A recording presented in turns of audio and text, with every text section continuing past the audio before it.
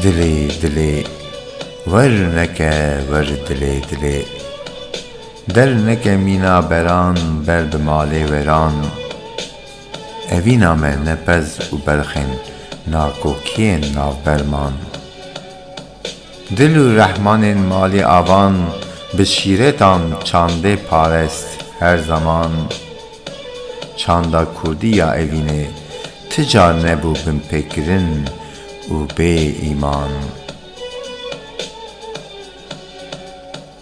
Ger dilovanî ji her du hêlê bi ar û hürmetan, mabes bime dildarên sebir û rûmetê, bi tiliyên hem jû bêzing dilê. Ji bo riya her tê xwestin, bi ronahiyê biriqe her şev û rojê. Ne wekî nakok bi serûbinên çûn û hatinê, lê bi dilê rindikê.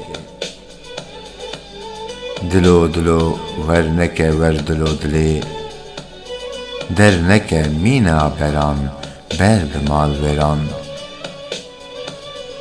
Var û wargehên cîhan, ne buhaya hestên min û te me hewan.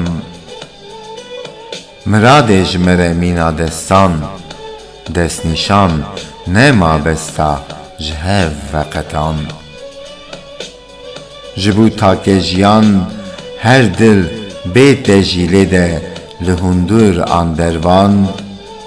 Çavên min û tiliyên min hil nagirin giraniyan. Payê giraniya eşqa me ji wê de jî ên li nav deredor û holan. Stêrên min ji bo te tim û her tim bi lêve bûn bo malê avan.